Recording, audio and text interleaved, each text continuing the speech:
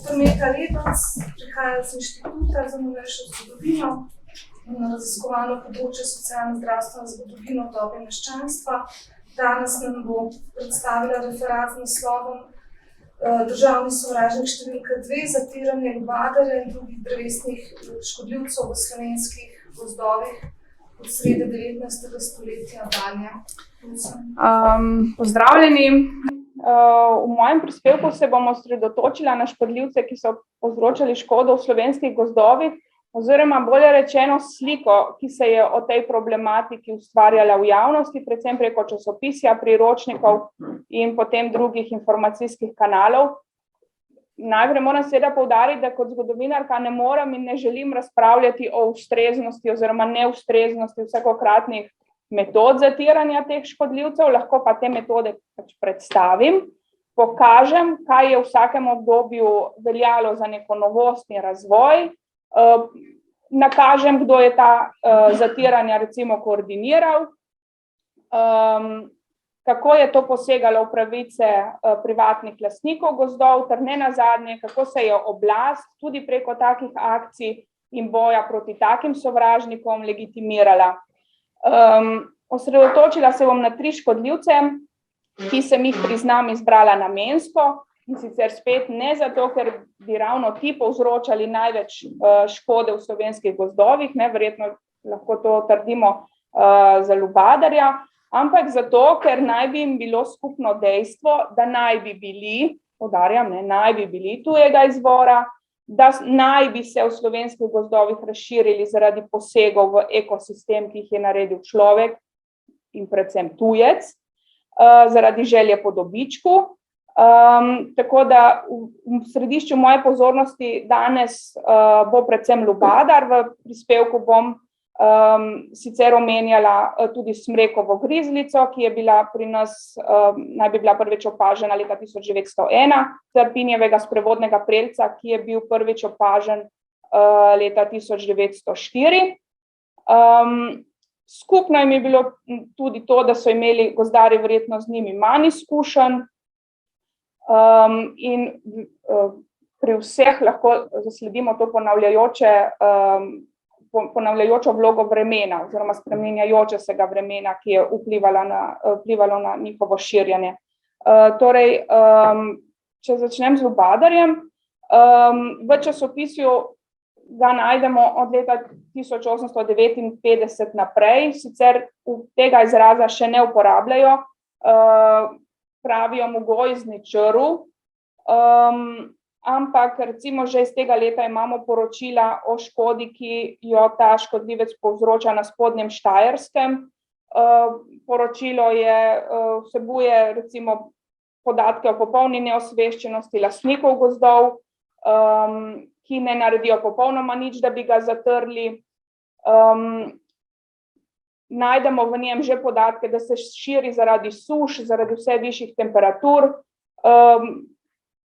Ta poročevalec opozarja, da oskrbniki gozdov, recimo tudi ti večji lastniki o njem niso vedeli skoraj nič, da so poznali, citiram, črve v zobeh, tega v drevesih pa ne. Tako da poročilo opozarja, da škodljivec na spodnjem Štajerskem ne napada več zgolj oslabelih dreves, da morajo na določenih področjih odstraniti vse iglavce in tako naprej. Metoda, ki se navaja kot metoda zatiranja, je klasična in se potem tudi ne spreminja, torej čim prej odstraniti posekano drevje iz gozda, debla olupiti, to lubje zažgati, nastavljati lovna drevesa, jih odstraniti ob pravem času. Vse to pa je zahtevalo neko organizacijo, koordinacijo dela, ki pa je v takratnem času očitno še ni bilo.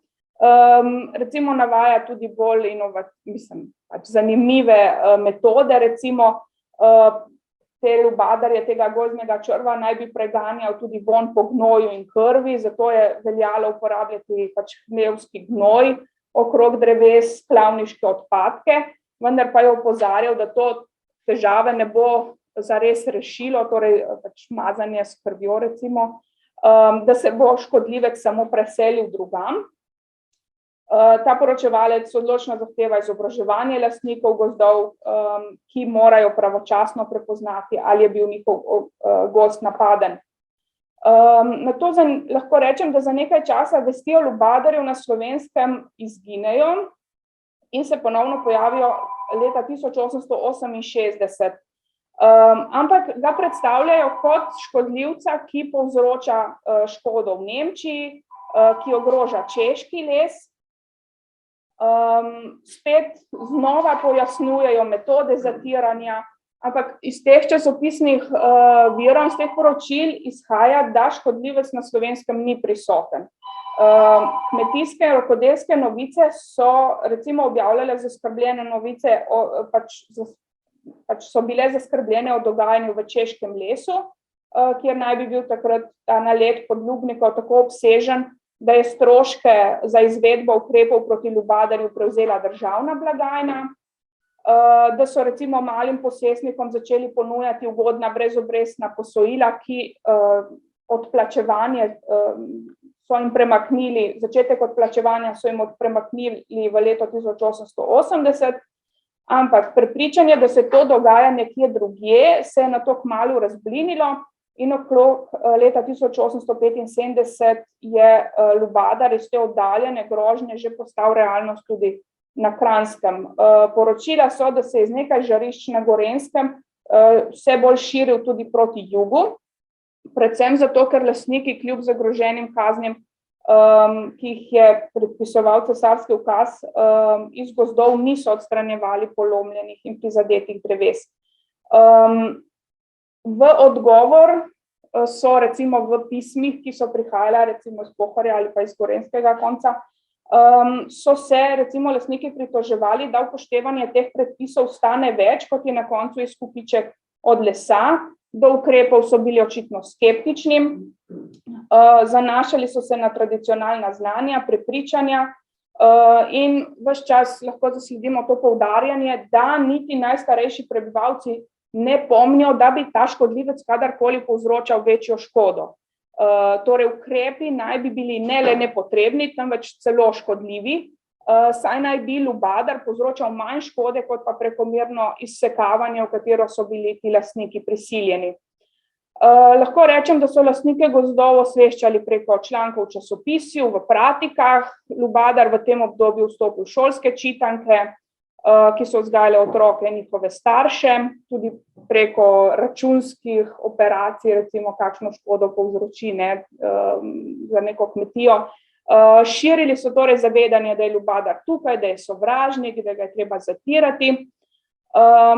Tukaj recimo lahko navedem, da poleg tega klasičnega zatiranja, ki sem ga že omenjala, lahko recimo zasledimo propagiranje tudi drugih metod, recimo podlubje naj bi tlačili bombažno vato, ki se jo prepoji z žveplovim oklencem, potem luknje, ki jih je ta lubadar zavrtal, naj bi poskušali zadelati z različnimi materiali, recimo ilom ali pa drugimi produkti.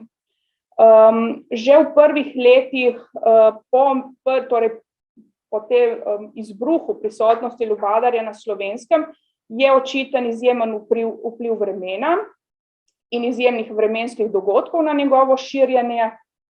Recimo po zimi leta 1874-75 so recimo snežna neurja polomila izjemno velike količine dreves, zaradi česar jih lastniki niso utegnili pravočasno obeliti in odstraniti iz gozdov.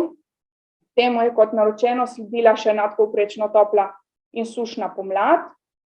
Tako da se je ta prisotnost podlubnikov na to recimo nekje iz radovljiškega okraja začela širiti tudi na gozdove dinarskega krasa. Boj proti lubadarju se je nato nadaljeval, zatreti ga seveda niso več uspeli. Časopis je polno teh prikazov, torej kako izgleda, v kateri razvojni stopnji, kako prepoznati ta vzorec na lubju in tako naprej. Poslabšanje, recimo, ki mene še najbolj zanima, je bilo izrazito neposredno po drugi svetovni vojni. Potem, ko več let nihče ni izvajal rednih del v gozdu, je na to sledilo še obdobje frontovskega in nestrokovnega dela,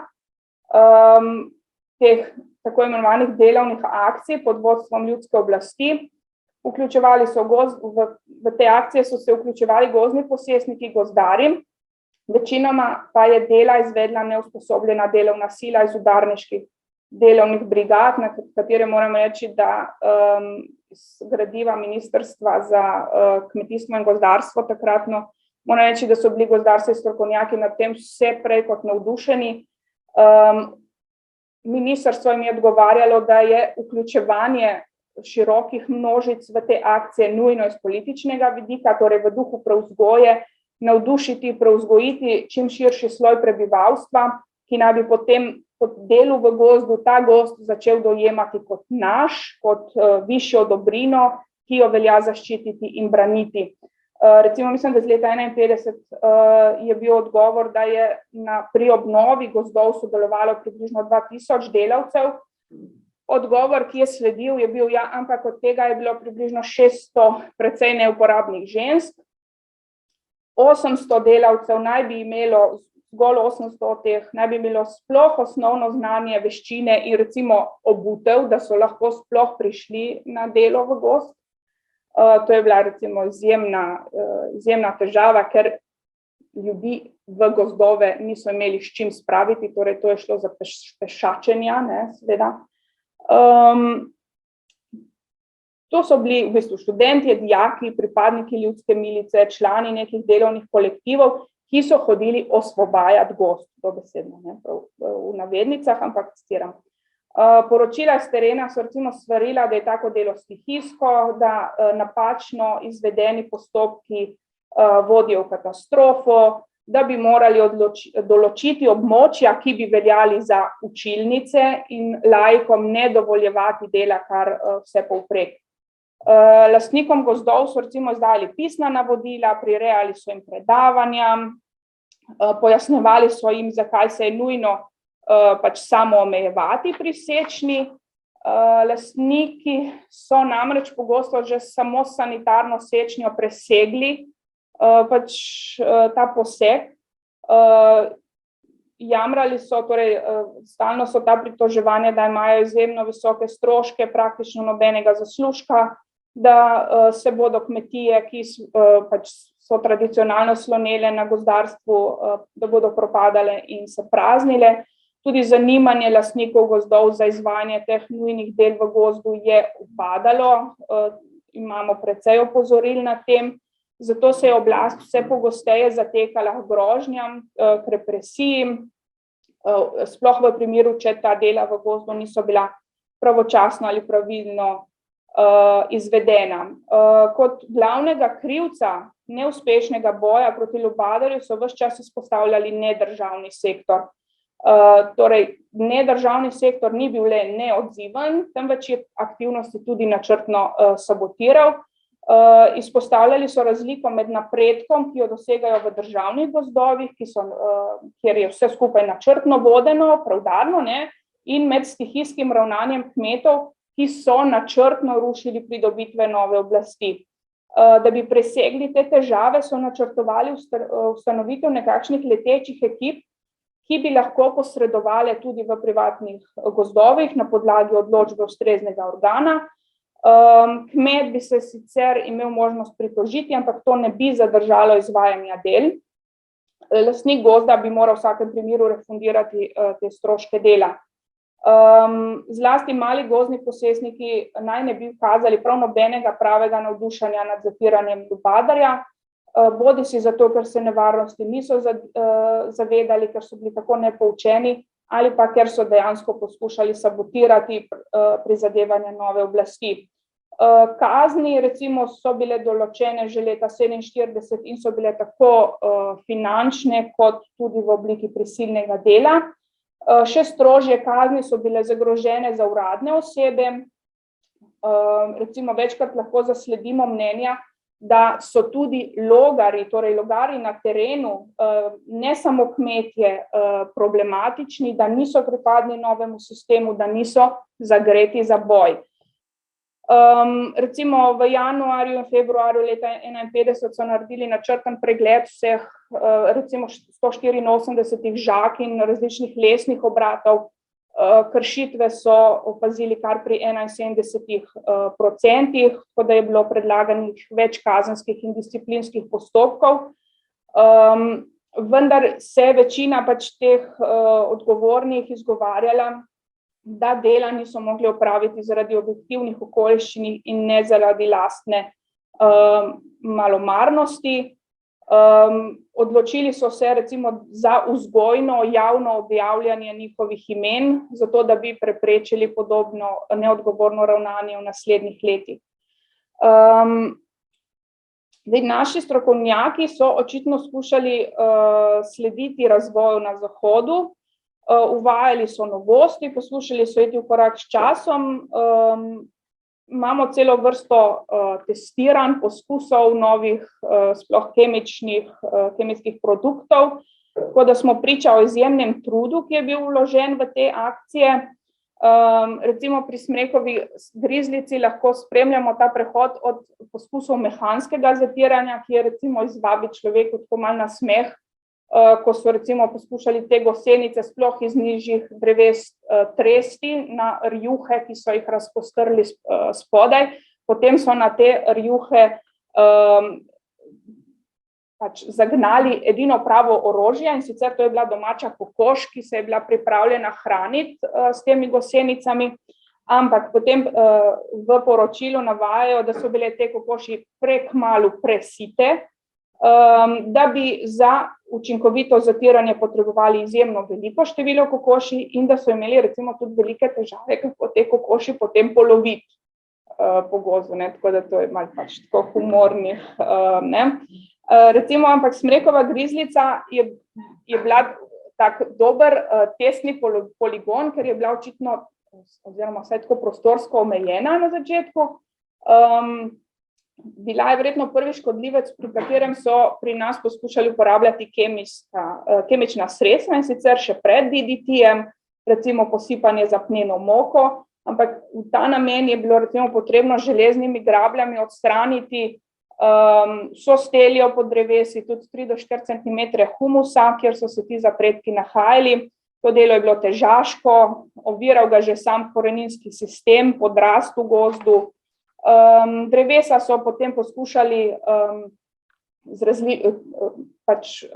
obdelovati z različnimi preparati, mešanicami petroleja, vode, apnenega mleka. Zdaj jaz pravim, kot zgodovinar težko ocenjujem, kaj so v bistvu oni s temi zvarki pravzaprav dosegli, kakšen je bil efekt, ali so zdaj dobili nek ekstremno strupen zvarek ali pa neko belo tekočino, ki ni pomagala proti ničemur, zato bi v bistvu tukaj rabila nekega partnerja, ki bi mi razložil, kaj so sploh dosegli vsem tem. Jaz se moram recimo zanašati pač na njihova opažanja, da je karbolinej osmodil smrekove iglice ter povsem uničil mlade poganke in tako naprej. Moramo omeniti, da je bila smrekova grizlica tudi pač prvi primer poskusa zatiranja nekega škodljivca z letali pri nas, in sicer leta 1936 v okolici Brežic. So to izvedli tako, da so z letali obdelali 4 testne ploskve, 100x200 metrov, to so označili z belimi zastavami, zato da se je pilot lažje orientiral. Tudi tak način zamejevanja naj bi potem omogočil lažjo primerjavo s sosednjim prostorom. Imeli so letalo, ki je ta pravokotnik 4-krat preletelo s hitrostjo 180 km/h. Potem pa so vsa ta območja še dodatno obdelali s stav. Tukaj imamo to lepo sliko, ampak žal je malo skrita s tem imeni, ampak recimo oni so po tem delu gozda naredili prav ulice, ker so v bistvu s konjsko vprego vlekli ta pršilnik, ki je potem izstal pač pršil to sredstvo proti vrhu. Ja. Po tem enkratnem dogodku na slovenskem letal nekaj časa niso uporabljali, potem je seveda to znamenito zatiranje prelca na Krasu, ki je že po prvem tukaj, nižja drevesa v zagrizlico so pa pač obdelovali na tak način, kot vidimo, brez vsake zaščitne opreme, tako da so bili pogosto gozdarji pač izpostavljeni raznim negativnim vplivom teh strupov. Pri prelcu, to je pač to znamenito zatiranje v letu 50, arhivsko je izjemno dobro dokumentirano. Že prva uporaba je v veliki meri potrdila skepso tistih strokovnjakov, ki so dvomili v uporabnost letalske metode.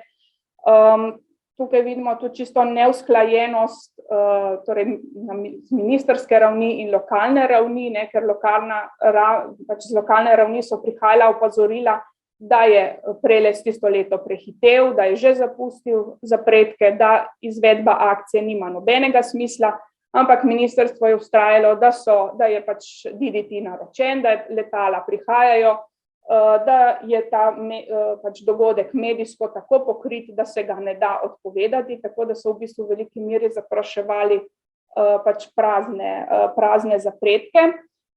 Zakaj? Ta Kras je bil tako prikladno blizu italijanske meje, akcija, kot se neka medijsko izjemno dobro podprta, služila je višjim namenom, to je jasno zapisano. Prelec je torej postal orodje dokazovanja, samopotrjevanja, poligon za dviganje narodne zavesti nasproti bivšemu okupatorju za zahodno mejo. Izkazalo se je, da so ti nasadi preveč raztreseni in razdrobljeni, da bi bil tak način zatiranja sploh učinkovit, da so stroški takih akcij previsoki, tako da centralno vodenih letalskih akcij potem niso več izvajali, so pa nadaljevali recimo z nahrbtnimi in motornimi škropilnicami na nekih manjših območjih in sicer testirali so različne raztopine tudi v precej močnejših koncentracijah. Gozdarji so si učinkovine pripravljali sami, temu pantakanu na osnovi DDT-ja so po svoji lastni presoji dodali še talko, neke petrolejske derivate, fungicide, s katerimi so poskušali pač na en mah opraviti kar največ, ampak to je pač čas, ko so si ljudje DDT trosili po vrtovih, po oblekah, ko je bilo zavedanje o pač vsem skupaj zelo omejeno. Če se vrnem na zatiranje, tukaj še nekaj lepih slik z gradom Branik v ozadju.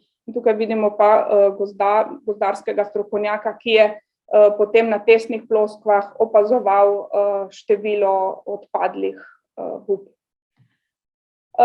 Torej, zatiranje lubadarja in prelca je torej dobilo prizvok boja proti sovražniku. Zatreti ga je bilo potrebno z vsemi silami, vsemi sredstvi. V tisku lahko zasledimo obtožbe, da je vso škodo kriv tujec, ki je naše lepe, svetle bukove gozdove nespametno spremenil v temne smrekove nasade. Ta gozdarska smer je imela tako prikladno ime Nemška, ta je bila kriva.